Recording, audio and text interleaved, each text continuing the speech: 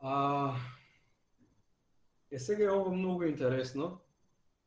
Дали после вакцинација, доколку бидете во контакт со позитивно лице, вие станувате преносител на вирусот кон други луѓе кои се невакцинирани? Немаме целосно јасен одговор на ова, ама имаме некои индикации, некои информации од изминативе студии во Израел и сега во Америка. Прво, доколку сте вакцинирани, еве да земеме со некоја вакцина со 90% ефикасност.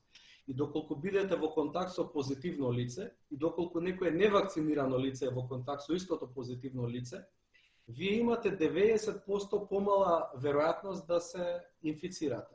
И токму тоа е, нели, ефикасност, доколку како крајен исход земеме стекнување на инфекција.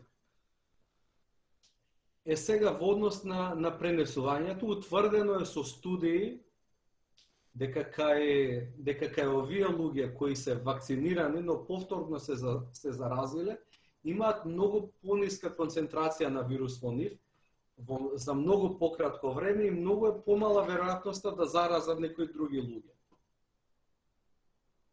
Наскоро во наредниве неколку месеци ќе видиме кои се тие бројки, но сега за сега информацијата е дека вакцината помага и тоа во висок процент помага во стеснување на тој ланец на преносливост. Прво е намалува веројатноста да се заразите и второ и доколку се заразите и немате симптоми или имате благи симптоми, додатно е намалува веројатноста да заразите некои луѓе кои немаат никаков имунитет. Односно ефектот на вакцините е двоен.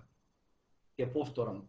Прво е намалува веројатноста да се заразите и второ го стеснува ланецот на преносливост. Екзактните бројки најверојатно ќе ги знаеме за неколку месеци, како се повеќе и повеќе земји ќе стекнуваат